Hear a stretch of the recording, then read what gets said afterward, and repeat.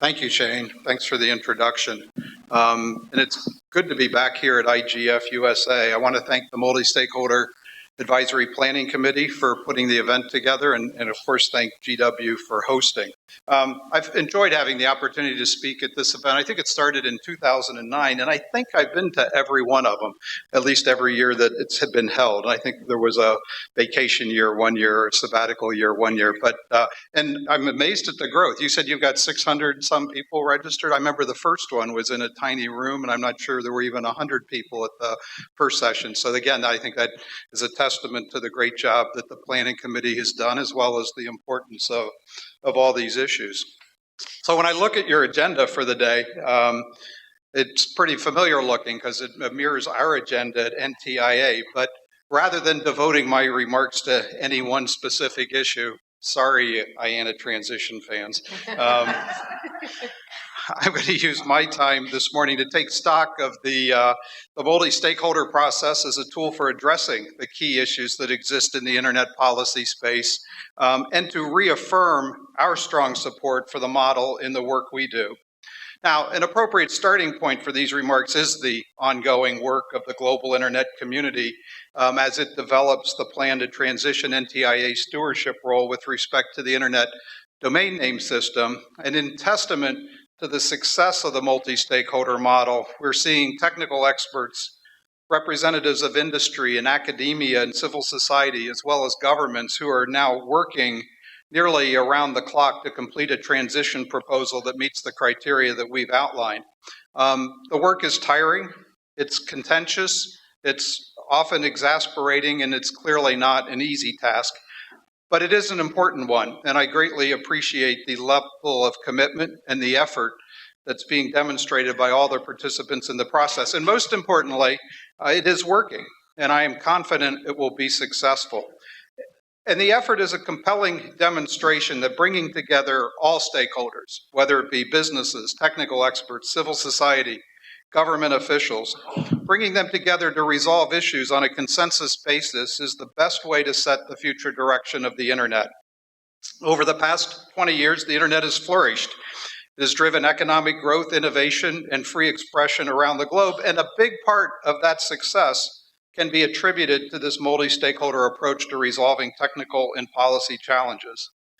And it's not really hard to understand why this has been the case. Like the internet itself, the multi-stakeholder model is characterized by open participation and decentralized processes. The internet thrives only through the cooperation of many different parties, and the multi-stakeholder model reflects this fact by enabling a diversity of stakeholders to participate, fostering a diversity of opinions and ideas.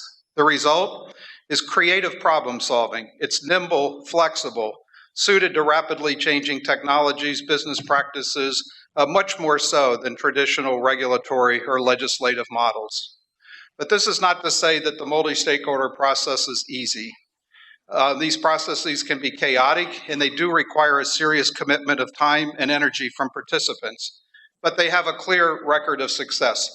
The internet works seamlessly today because a cadre of technologists and policy wonks and others working in groups such as the Internet Engineering Task Force put their heads together to standardize voluntary programming languages, security protocols, and other web technologies. Stakeholders continue to update these standards on an ongoing basis. And think, if these technological challenges had been handed off to the typical Washington regulatory or legislative process to resolve, we'd probably still be waiting for the resolution. Worse, we might have technical protocols that are hopelessly out of date, hamstringing technologists and users from creating the robust, evolving internet we enjoy today. One shudders to imagine an HTML standard drafted by a government committee. And of course, we have seen the model work in the context of where the internet community has come together to resolve policy issues related to the internet domain name system at ICANN for the last 17 years.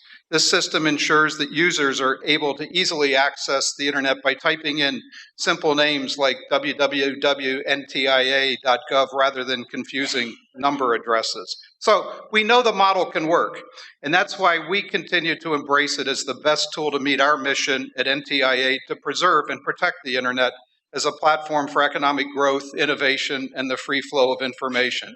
This mission places us front and center in every major internet policy debate today, whether it be privacy, internet governance, cybersecurity, whatever. We're committed to making progress where we can ensure that our digital economy continues to grow and thrive. But at NTIA, we cannot do it by ourselves. We need you to come to the table, roll up your sleeves, and work with us to find solutions to these complex issues. In the next several weeks, NTIA will be kicking off 2 new multi-stakeholder processes. The first will tackle issues related to privacy, transparency, and accountability regarding unmanned aircraft systems, or what other people, normal people, call drones. Our first meeting is scheduled for August 3rd, and I invite any of you here interested in the topic to join us that day. Our second new process will focus on cybersecurity vulnerability disclosures, and it will get underway in September. And then third, we'll also be reconvening the facial recognition privacy process on July the 28th. In all 3 of these instances, the topics under discussion were selected after soliciting broad input from the community. As in any multi-stakeholder process, the community must decide when a topic is ripe for discussion and consensus in order for the discussions to be successful. We are putting our time and resources in the multi-stakeholder process because we know it can help build trust in the digital ecosystem. For the sustainability and continued growth of the internet, it's imperative that we preserve the trust of all actors on the internet. And the multi-stakeholder process has the ability to produce, in a timely way, meaningful guideposts for industry and consumers in this rapidly evolving technological environment. That certainly cannot be said for the legislative or regulatory processes in Washington. But as we continue to engage the community in these efforts, we're constantly reassessing how we employ the process.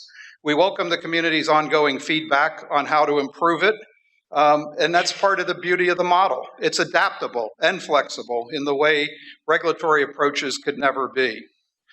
We are particularly concerned about identifying and reducing barriers to participation in these processes. For example, we have heard concerns about the time it takes to reach consensus. I grant you that reaching consensus on challenging policy issues does not happen overnight. In our first multi-stakeholder process on privacy, it took over a year to reach consensus on a code of conduct aimed at disclosures on mobile devices. But today, enhanced privacy notices based on this code are now live in apps used by 200 million people, and the numbers are growing. A 1-year process to make substantial progress on a policy issue impacting millions of consumers?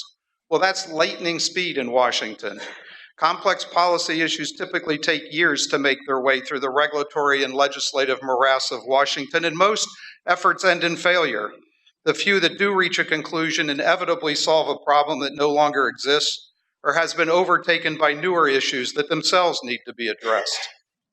Washington policymakers have struggled mightily to update laws impacting core technology policy issues, even when nearly everyone agrees updates are desperately needed.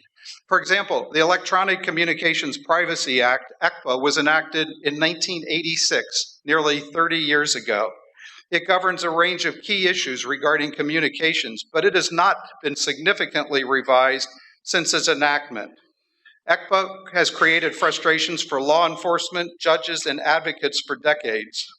And all key stakeholders agree the law needs to be updated to take count of developments like the development of powerful mobile devices, widespread email use, and cloud computing that were unforeseen in the mid-'80s and are clumsily handled by ECPA. Experts have called for Congress to amend the standard of protection for online digital content so that it matches what's afforded data in the physical world. Proposal after proposal has been floated over the years, but despite the best of intentions, lawmakers have not been able to break the logjam and update a law that's sorely in need of revision. So in evaluating the time it takes to reach consensus in a multi-stakeholder process, consider the alternatives. They're no faster. Some stakeholders have also shared their concerns that multi-stakeholder processes are too resource intensive. Now, I understand that participants have to pick and choose their battles. Meetings can be lengthy, and some participants have spent countless hours working through documents related to these processes.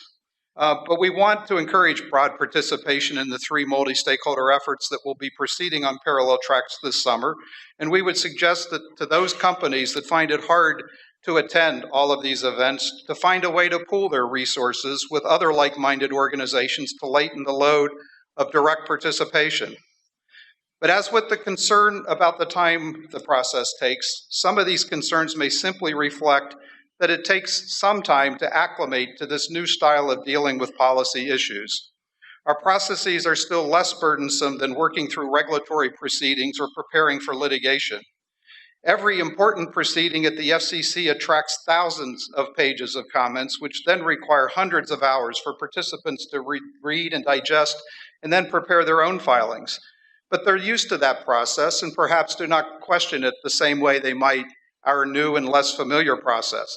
But in evaluating the resources it takes to reach consensus in a multi-stakeholder process, consider the alternatives. They are no less burdensome. Nonetheless, we want to improve our process. If the community feels it takes too long and uses too many resources, perhaps we need to ask ourselves, are we setting the bar too high for consensus agreement? At the outset of each process, we need a shared understanding of consensus. Should the stakeholder community consider whether a rough consensus is good enough in some instances? When stakeholders reach a point of exhaustion where they have come to a place that the output could be operationalized in the marketplace and then later modified and improved upon, maybe it's time to press pause and move forward. In the ITF, stakeholders often commit themselves to rough consensus and running code, and there might be a lesson there for our stakeholder engagements. But at the end of the day, we're going to leave it up to the community to decide when the work is done. And we look forward to your input on that issue as our multi-stakeholder work starts up or resumes later this month. The last aspect of the multi-stakeholder process I will address is also perhaps the toughest. For these efforts to succeed, we need players to come to the table with open minds, committed to collaborating fully in reaching an outcome. Everyone needs to be committed to reaching a consensus outcome and be willing to compromise to achieve that goal. Now, unlike legislative and regulatory proceedings where a strategy of participants may simply be preserve the status quo, that approach will not work in a multi-stakeholder process. And I want to suggest that that strategy of accepting the status quo as an outcome of discussions on internet policy issues we face today is not a strategy for success for your company or organization. Just as the internet economy is constantly evolving and disrupting existing business models, our policy responses also need to evolve. We cannot leave issues untended. We cannot live with the status quo. All that will do is slow down innovation on the internet and perhaps leave American businesses at a disadvantage in the global marketplace.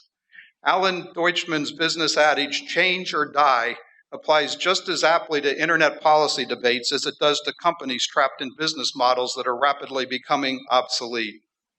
So where does this discussion leave us? We have to ask ourselves, are we better off playing the legislative and regulatory waiting game where progress perhaps never occurs? Or are we better off taking up issues and discussions where we might reach consensus on some issues? Are we better off with laws and regulations that are obsolete when they are passed or end up in a patchwork quilt of state rules and regulations, leaving millions of consumers subject to different protections depending on where they reside? Or are we better off with a process that is flexible and allows businesses to adjust in response to the rapid changes in their environments? I think the answers are clear. So I encourage everyone who works on internet policy issues to join in our multi-stakeholder processes. And when discussions get tough, as they inevitably do, double down to work past disagreements. Do not sit on the sidelines observing but not participating. Multi-stakeholder processes work best when a broad range of stakeholders with differing viewpoints fully participate. And then most importantly, stay in the room. I realize that these multi-stakeholder processes collide with the culture of Washington.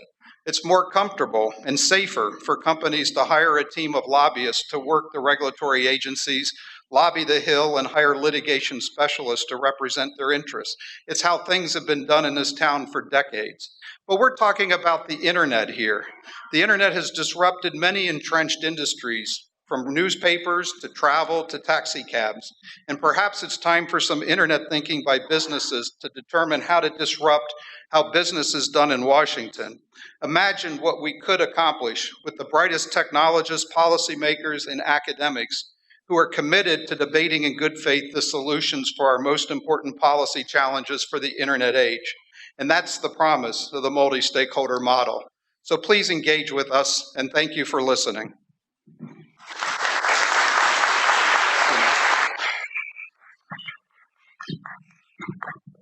Okay, he said he has time for a couple questions. First question, actually, I want to ask is, have you had to explain the multi-stakeholder process to the rest of Washington? Are they getting it? Yes, I think they are. And I remember that when we first started down this road back in 2009, 2010, at that time, our press people were telling us, you need a new word for it because the newspapers will never print the word multi-stakeholder. So I think we've come a long way in the last 6 years because I think the term is now well used, often used, commonly used in the popular press talking about these issues. So I think that in and itself is a big advance. So the only person I know who actually uses an acronym is Peter Dengate Thrush. You call it SMM. You have an MS, and I was like, why don't we all say that? We all stumble through the word. Do we have questions out here in the audience? Actually, can I add one other thing? Sure. So another interesting piece of this has been, at one point, I think back when I spoke at an ICANN meeting, I used the term multi-stakeholderism. And Milton Mueller came up to me afterwards and said, it's not an ism. Of course, since then he's used the term about 10 times, but I won't worry about that. But it was interesting that it had even gotten to the point where it was being used so much it was taking on these ideological, if not religious overtones. But I do agree with Milton, it's not an ism. Steve, thank you for emulating our normal way of doing things here. At the microphone, go ahead. First question up. Thank you, Shane. Steve Del Bianco with NetChoice. Larry, NetChoice has participated in both of your multi-stakeholder processes, the one on privacy policies and also the facial recognition one, and we'll be there for the drones. We'll be hovering on the drone issue as well. But I wanted to applaud you and your office for sticking to it despite setbacks. And just recently in the facial recognition industry has had a point of disagreement with some of the privacy advocates, and it caused everybody to take a time out. But I can tell you that from industry side, we're working hard to get back to the table, bring the privacy folks in, find where common ground and consensus is. And that's endemic to this multi-stakeholder process that you talked about. But it is really hard work, and it's very different than the way we've always done things in Washington, where we take turns visiting the same legislators or lawmakers' office, telling them completely different stories. But when you have to tell the story in the same room at the same time and achieve consensus, it's harder, but I think it will bear out in the end that you were wise to pursue that track. So stick to it, and thank you. No. Well, thank you for that comment, Steve. But I will just add that these processes yield the best results when everybody's there. We want everybody in the room, and hopefully we'll get back to that point with facial recognition, because if we don't, the process won't be as strong as it would otherwise be. Other questions from the audience? Y'all are still getting your coffee? I think it's going to be up to several of you, and Larry, it might be you to give us the rough consensus idea that we can all repeat so we don't have to say that over and over again. And it's going to be something like, remember that time we were all in the family van and we'd had 3 days of Mickey and we wanted to go to Universal Studios, and you finally just said, that was rough consensus. Everybody but you wanted to go somewhere else that day. So we're gonna be looking for that example of how we explain rough consensus, which is everybody but one person, and then you're gonna have to explain how that gets through to everybody. No more questions. You guys are bright-eyed, bushy-tailed, and ready for the day to start. Coffee hasn't kicked in yet. Oh, okay. Marilyn's going to the mic.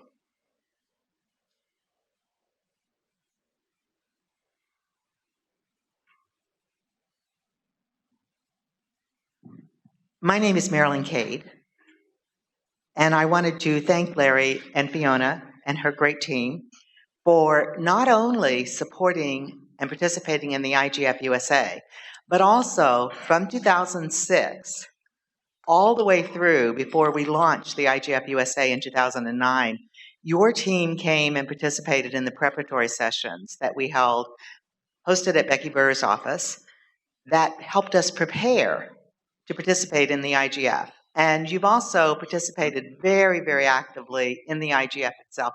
Fiona Alexander, for some of you who may not know this, is a IGF MAG member and a very active contributor. It's really important, and I just want to thank you. Because the U.S. government participates so actively, that means other governments come and participate as well. And I wanted to take this opportunity to thank you for that, Larry, because perhaps it's not as visible to everyone else as it is to some of us who only focus on these issues, that NTIA, as well as other agencies, have taken a real lead. So now here's my question. Softens you up with a Right. compliment.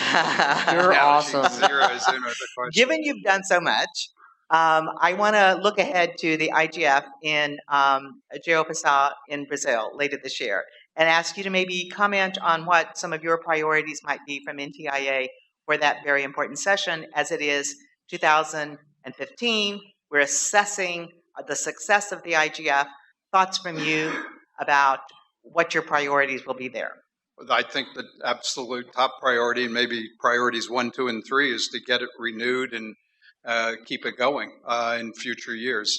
I think that's the pivotal question. And again, I think people who go and participate see the value of it and report that back. And you're right, we've seen an increase in government participation. And of course, that's helpful since at the end of the day, it will be governments that vote on whether to keep this or not at the UN. But I think that's absolutely our top priority. Great. Thank you. Any last questions? Not if I can get Vint and Steve and Nancy to join me up on stage, we'll get started on our next stage. Thank you very much. Appreciate your time.